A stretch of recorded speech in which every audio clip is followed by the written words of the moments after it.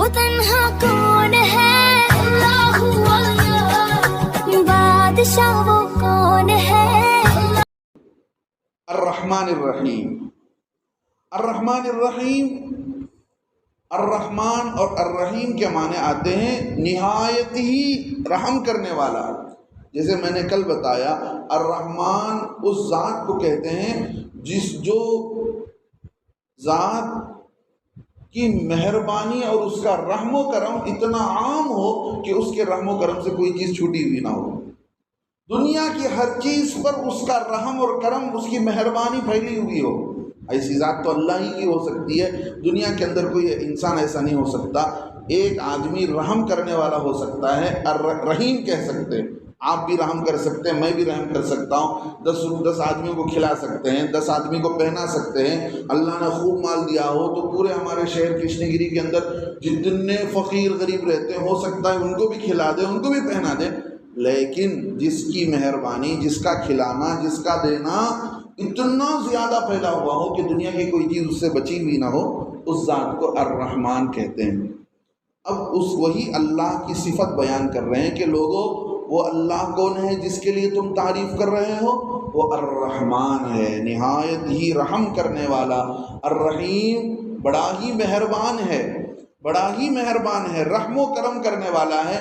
جس اللہ سے تمہیں ایسا رحم اور ایسا کرم، اس اللہ سے تمہیں قریب آنا چاہیے۔ لوگ ڈرتے ہیں، اللہ کی ذات سے ڈرتے ہیں۔ ڈر نہیں، اللہ کی حدیث پاک میں آتا ہے اللہ نے رحم و کرم کے 100 حصے بنائے۔ رحم و کرم کے کتنے حصے بنائے اللہ نے؟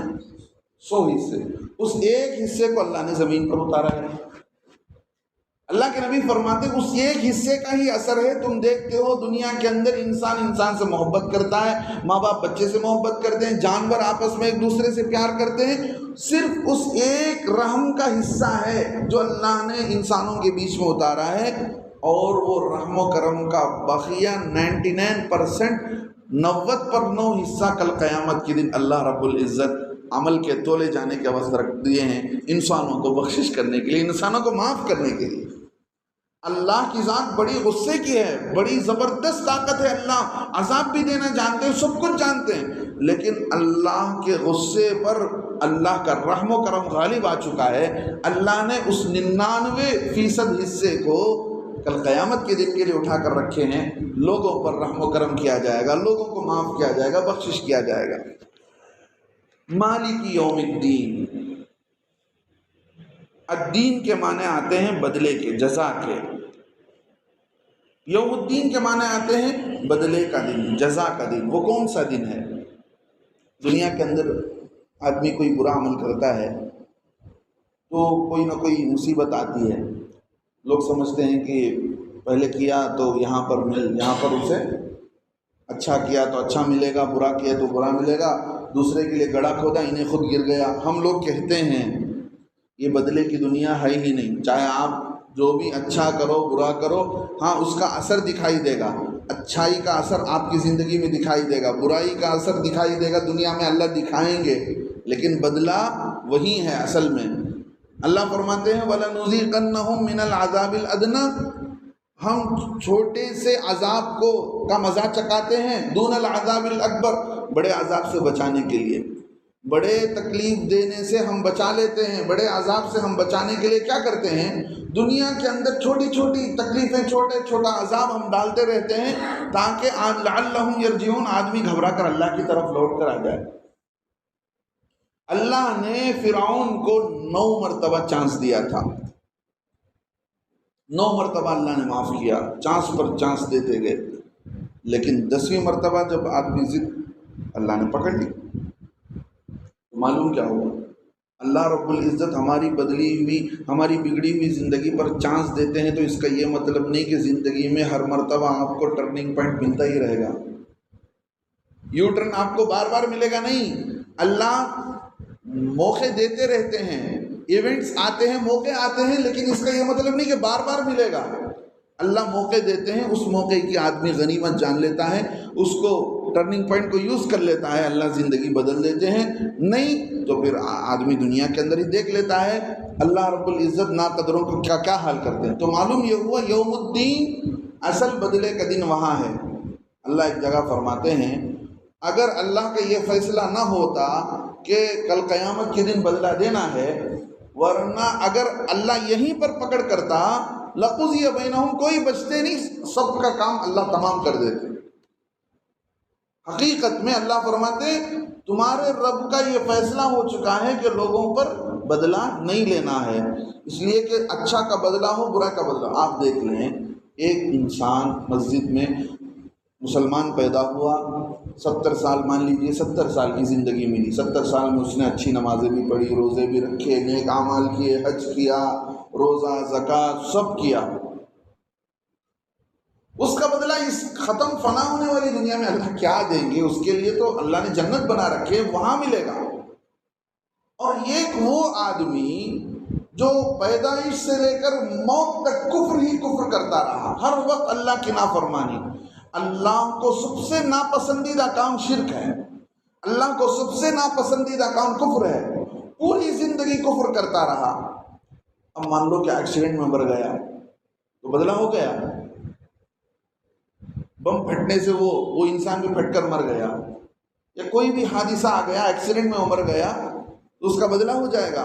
اللہ اس کے کفر پر، اس کی شرارت پر دنیا کے اندر ہی اسی موت دے کر مار رہے ہیں، بری طریقے سے مار رہے ہیں، بدلہ ہو گیا؟ نہیں، اسے موت آنا تھا، جیسے بھی موت آنا تھا موت آ گئی، اچھے طریقے سے ہو برے طریقے سے ہو، اصل بدلہ اللہ وہاں رکھے ہیں۔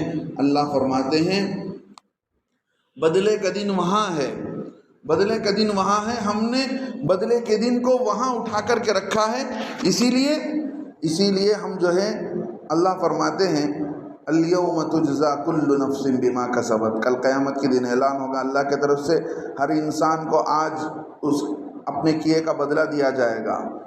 لا ظلم اليوم، اللہ کی طرف سے اعلان ہوگا کہ کسی پر ظلم نہیں ہوگا۔ ان اللہ سریع الحساب، اللہ جلدی ہی حساب کو مکمل کریں گے۔ اور اللہ فرماتے ہیں ایک جگہ قرآن کے اندر، باپ بہت خرچ کرنے والا تھا۔ ایک زمانے میں یمن کے اندر کا ایک قصہ ہے، سورہ 29 پارے کے اندر، باپ بہت خرچ کرنے والا تھا۔ باپ کے انتقال کے بعد بچوں نے کہا کہ ہمارے ابا کو سمجھاتے ہم تنگ آ گئے، باپ جو ہے لوگوں کو اٹھا کر دیتے تھے، آج ہمارے پاس کچھ نہیں رہا، یہ آج اس کے بعد ہم جو ہے کسی کو غریب کو جو کچھ دینا تھا دے دیے، اس کے بعد ہمارے کھیت میں سے، ہمارے غلے میں سے ایک دانہ کسی کو نہیں دیں گے۔ اللہ کو اتنا ناپسند ہوا، بات کرتے ہوئے یہ لوگ نکلے، صبح اندھیرے کا وقت تھا، تلاش کر رہے ہیں، یہ ان کی نیت ہو گئی، رات کے وقت میں پوری کی پوری کھیت جل گئی، پوری کھیت جل گئی، اللہ کا عذاب ایسا آیا پورے زمین کو جلا دیا۔ اب وہ لوگ اندھیرے میں نکلے ہوئے، صبح کا وقت ہے، ڈھونڈ رہے ہیں، تو ان میں سے ایک آدمی جو تھا وہ منع کر رہا تھا کہ دیکھو بھائیو ایسا مت کرو۔ 3 بھائی تھے، ایک بھائی نے کہا کہ ایسا مت کرو، اللہ پکڑنے والے ہیں، اللہ کو یہ پکڑ نہیں ہے، اللہ کو یہ پسند نہیں ہے، لہذا توبہ استغفار کرو، ایسا نہیں کرنا چاہیے۔ اب زمین ڈھونڈ رہے کہ یہیں پر تو تھی کھیت، یہیں پر تو تھا ہمارا فصل، یہیں پر ہمارا درخت لگا ہوا تھا۔ تو ایک بھائی نے کہا میں نے تم لوگوں کو کہا تھا کہ توبہ استغفار کرو، ایسی نیتیں مت کرو۔ جب اجالا ہوا تو معلوم ہوا پوری کھیت جل گئی ہے، آج تک وہ زمین کا حصہ ویسے ہی باقی ہے۔ آج تک یمن میں مولانا ابراہیم صاحب ہمارے بزرگوں میں سے جا کر آئے، انہوں نے کہا کہ اس زمین میں پیر بھی رکھ نہیں سکتے، جس زمین پر اللہ کا عذاب آیا پیر بھی رکھنا مشکل تھا اس زمین پر۔ تو دنیا کے اندر اللہ رب العزت فرماتے ہیں، وہاں پر وہ قرآن وہ واقعہ تذکرہ کرنے کے بعد اللہ فرماتے کذالک العذاب، اللہ کا عذاب ایسے ہی دنیا کے اندر ہوتا ہے، اللہ ایسے ہی عذاب دیتے ہیں۔ آگے کیا فرماتے ہیں ولا عذاب الآخرت اکبر، آخرت کا عذاب تو اس سے بھی بہت بڑا ہے۔ تم سمجھتے ہو کہ ایسے ہی عذاب وہاں بھی دیا جائے گا، نہیں، اس سے بھی بہت بڑا عذاب، اس سے بھی بہت پرسنٹیج کے اعتبار سے بھی، کوانٹٹی اور کوالٹی ہر اعتبار سے ہم جو عذاب تیار کر کے رکھے ہیں آخرت کے لیے وہ بہت بڑا ہے۔ تو معلوم یہ ہوا کہ دنیا کا عذاب دنیا کا بدلہ کوئی بدلہ ہی نہیں ہے. یوم الدین، مالک یوم الدین، یوم جزا کا مالک ہے. آگے عبادت کا لفظ آتا ہے کہ ایاک نعبد، اے اللہ ہم تیری ہی عبادت کرتے ہیں. حالانکہ عربی کے اعتبار سے یہاں ہونا چاہیے تھا نعبدک. نعبدک کے معنی آتے ہیں اے اللہ ہم تیری عبادت کرتے ہیں. ونستعینک کے معنی آتے ہیں جیسے ہم وہ قنوت میں وتر کی نماز میں جو قنوت پڑھتے ہیں اللہم انا نستعینک ونستغفرک، تو ایسے ہی ہونا چاہیے تھا یہاں پر بھی. نعبدک اے اللہ ہم تیری عبادت کرتے ہیں، نستعینک تیرے سے مدد مانگتے ہیں. یہاں پر اللہ رب العزت بتاتے ہوئے انداز ہی بدل دیے، انداز ہی بدل دیے. اس انداز سے بتا دیا. عربی گرامر جو لوگ جانتے ہیں ان کو معلوم ہے اللہ نے جس کی عبادت کرتے ہیں اس کو مقدم کر دیا. یعنی ایاک نعبد کا مطلب یہ ہے اے اللہ ہم تیری ہی عبادت کرتے ہیں، وَإِيَّاكَ نَسْتَعِينُ تیرے ہی سے مدد چاہتے ہیں، تیرے علاوہ سے کسی سے ہم مدد بھی نہیں چاہتے، مدد کا تصور اور خیال بھی نہیں رکھتے، اور عبادت اور سر جھکانا بھی کسی دوسرے سے نہیں ہو سکتا. تو یہ دو چیز ایسی ہے کہ اللہ رب العزت ان دونوں چیزوں میں کسی دوسرے کو اپنا پارٹنر بنانا پسند نہیں کرتے کہ تم دنیا والوں سے بھی مانگتے پھرو، اللہ سے بھی مانگو. اسی لیے دیکھو دنیا والوں سے جو لوگ مانگتے پھرتے ہیں ان کو اللہ سے مانگنے کی کبھی توفیق نہیں ہوتی. جو لوگ اللہ سے لیتے رہتے ہیں، اللہ سے لیتے رہتے ہیں، ادھر لے کر ادھر دیتے رہتے ہیں اور دیتے رہتے ہیں. اللہ رب العزت کو دینے والے حضرت امام حسین رحمۃ اللہ علیہ کے بیٹے زین العابدین رحمۃ اللہ علیہ راتوں میں اپنے کاندھے پر بوریاں اٹھاتے، موٹا سا، اس کے اندر اناج بھی ہوتا، گھی بھی ہوتا، شکر، دال. کسی غریب کے دروازے پاس جا کر رات کے وقت میں رکھ کر آ جاتے، خود اٹھا کر لے جاتے غریبوں کے پاس مدینہ منورہ کے، ان کے دروازے کے پاس رکھ کر آ جاتے. صبح دروازہ کھولتے تو دیکھا اناج رکھا ہوا. جب ان کا انتقال ہوا مدینہ منورہ کے 100 غریبوں کے گھروں میں فاقہ آ گئے. تو اللہ کو لینے والے، اللہ سے لینے والے بندے ایسے اللہ ہی سے مدد لیتے ہیں، اوروں کو دیتے رہتے ہیں. اللہ ہی سے یہی مانگنا چاہیے اللہ سے لینے والا اوروں کو دینے والا بنا. تو اللہ کو یہ دو چیز پسند نہیں ہے کہ آدمی کسی اور سے مانگے، اور کسی اور جس کا کھاتا ہے اسی کا گانا بھی چاہیے. دنیا کے اندر آدمی دنیا والوں کا کھاتا ہے تو اسی کی جے جے کرتے پھرتے ہیں. اللہ کے کھا رہے ہیں، اللہ کی زمین میں جی رہے ہیں، تو اللہ ہی کے سامنے سر جھکایا جائے گا، اللہ ہی کی عبادت کی جائے گی، اللہ ہی سے مدد مانگا جائے گا. عبادت کون سی چیزیں ہیں؟ عبادت کے اندر کتنی چیزیں آتی ہیں؟ عبادت کے اندر علماء نے 10 چیزوں کو شمار کیا ہے. 10 چیزیں عبادت کے قبیل سے آتی ہیں. ان 10 چیزوں کو آدمی خیال رکھ کر زندگی کے اندر اپنی زندگی میں لانا چاہیے.